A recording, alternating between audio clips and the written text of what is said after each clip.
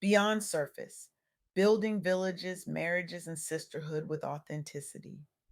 Have you ever noticed how we're all walking around with these invisible walls, smiling at each other from behind our carefully constructed fortresses? I'm fine, we say. Everything's great. Meanwhile, our souls are screaming for connection so deep it hurts. I recently had the privilege of interviewing Carmelita Greer-James, a woman whose wisdom cuts through the noise of our disconnected world like nothing I've ever encountered. Her insights on marriage, sisterhood, and community activism aren't just thought provoking, they're revolutionary in their simplicity. Carmelita isn't just talking about these concepts, she's living them, breathing them, transforming communities through her unwavering commitment to authentic connection. In a world obsessed with metrics and algorithms, she dares to measure success by the depth of human bonds formed and hearts healed. Let me tell you something that might sound obvious, but isn't practiced nearly enough. Real relationships, the kind that sustain us through life's hurricanes, require us to show up as our whole selves, not the Instagram version, not the boardroom version, the messy, beautiful, complicated truth of who we are.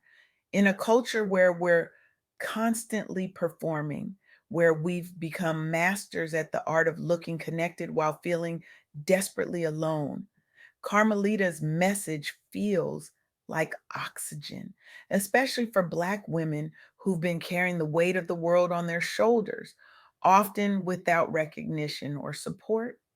You know what happens when we start peeling back those layers of pretense? We discover that marriage isn't just about love, it's about learning languages that weren't taught in school. We find that friendship and sisterhood aren't synonyms. They're entirely different ecosystems. And we realize that building a village isn't some abstract concept from a bygone era. It's about showing up day after day, even when it's inconvenient. Let's talk about marriage first, not the fairy tale version, the real thing. Kevin and Bree had been married for 10 years when they realized they were experts at talking past each other. On paper, they had everything: successful careers, a beautiful home, respect in their community.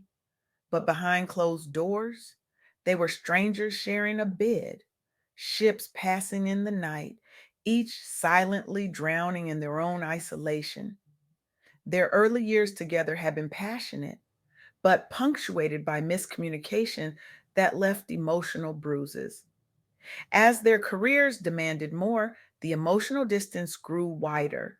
They were caught in that familiar dance many Black couples know too well, trying to navigate cultural expectations about how men and women should communicate while battling stereotypes from the outside world.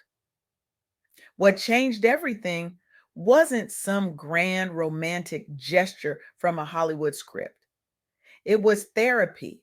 It was sitting in uncomfortable silence until truth emerged from the cracks of their protective facades. It was learning that when Bree said, "You never help around the house," what she meant was, "I don't feel seen." When Kevin retreated to his phone, what he was really saying was, "I don't know how to fix this, and that terrifies me." They discovered something profound. Love languages aren't just about gifts versus quality time. They're about the unique dialect that forms between two people, complete with inside jokes, trigger words, and unspoken expectations.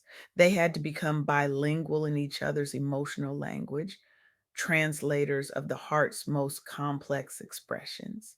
Now they use humor online to help other couples break down these barriers. They've sparked discussions among young Black couples about seeking therapy before crisis hits, not after the marriage is on life support. Their 10-year anniversary gift to themselves wasn't jewelry or a vacation. It was launching an online series tackling taboo topics around marriage in the Black community, creating a space where couples could see themselves reflected and find pathways to deeper connection. Their story illustrates what Carmelita emphasized in our conversation.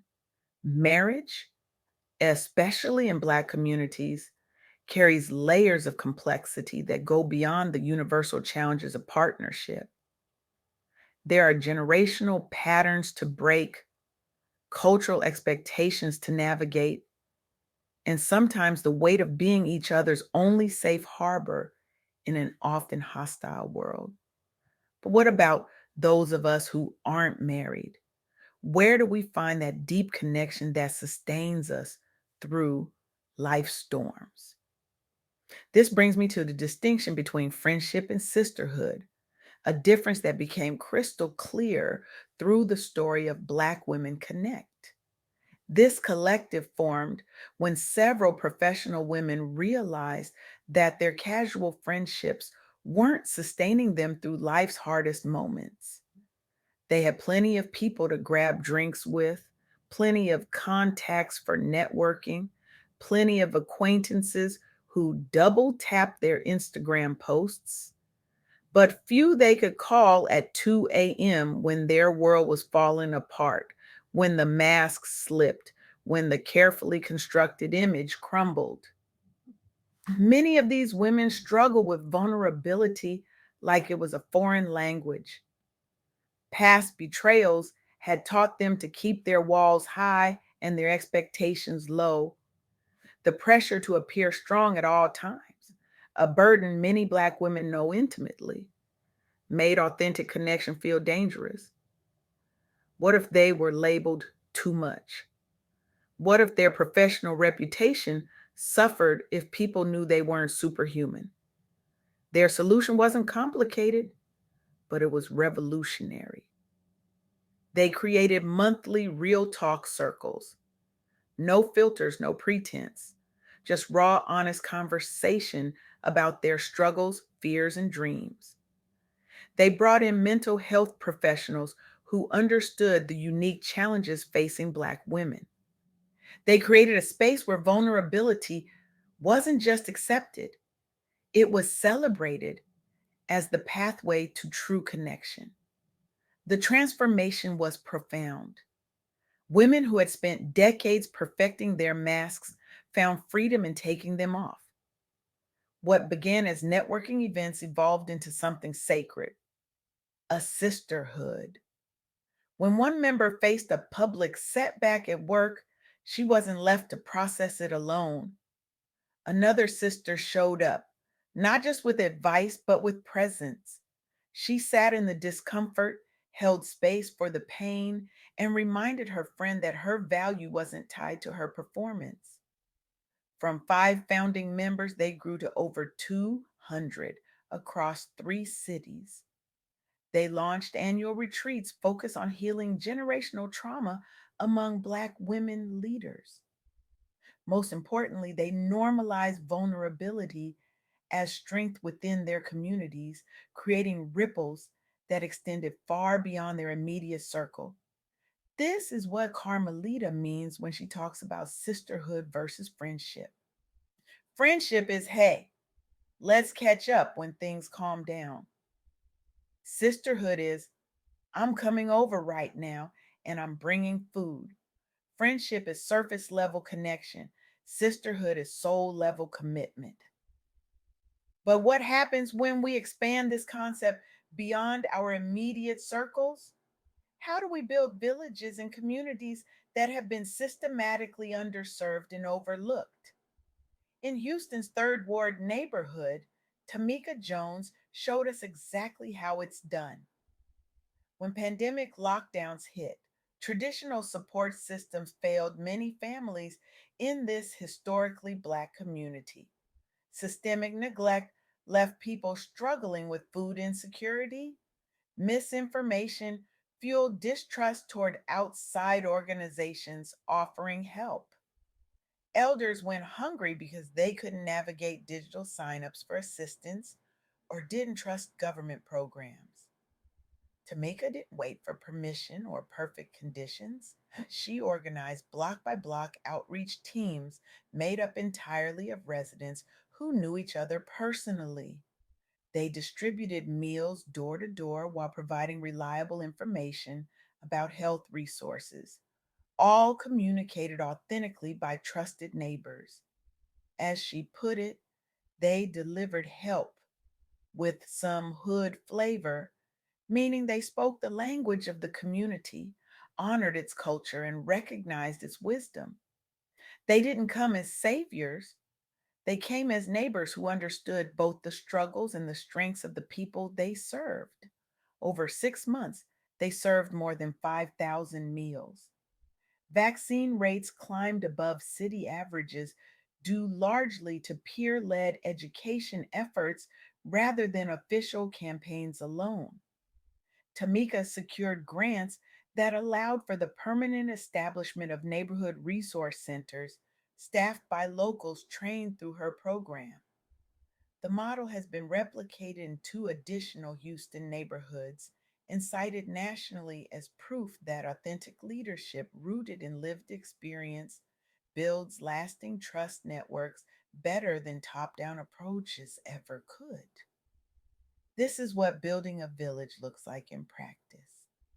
It's not just about grand gestures or formal programs, though those matter. It's about showing up consistently, speaking authentically, and recognizing that sometimes the most qualified person to lead isn't the one with the most degrees, but the one with the most trust.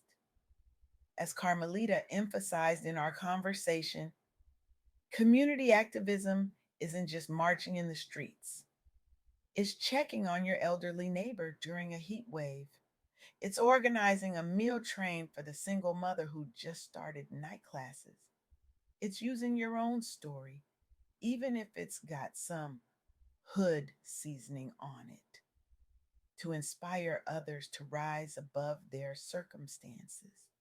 So, where does this leave us? With three powerful truths that Carmelita Greer-James illuminated through our conversation. First, the levels of marriage run deep. It's not just about love, but understanding submission, communication barriers, and the unique languages we speak with our partners, especially in Black marriages. These layers can be complicated by outside perceptions and internalized expectations. Second, true sisterhood among women goes beyond surface level friendships. It's about creating a support system where vulnerability is safe and celebrated. Building this village is essential for our growth as individuals and as a community. And third, community activism isn't just marching in the streets, it's showing up for each other daily, holding space when times are hard, and using your own story to inspire others to rise above their circumstances. I want to leave you with this challenge. Tomorrow, tear down one wall, just one. Call someone in your village, your partner, your sister friend, your neighbor, and have that conversation you've been avoiding. Share something real, something that scares you, something that makes your voice shake a little. Then watch what happens. Because here's the truth that Carmelita's wisdom reveals: our walls may protect us, but they also imprison us. Our masks may shield us, but they also suffocate us. And the village we desperately need to thrive can only be built by hands that are willing to reach out, even when it's risky. The revolution we need won't be televised. It won't trend on social media. It will happen in living rooms and on front porches, in text messages sent at 2 a.m., and in casseroles delivered without being asked. It will happen when we choose authenticity over appearance, depth over distance, and community over comfort. This is how we heal ourselves. This is how we heal each other. This is how we heal the world, one authentic connection at a time.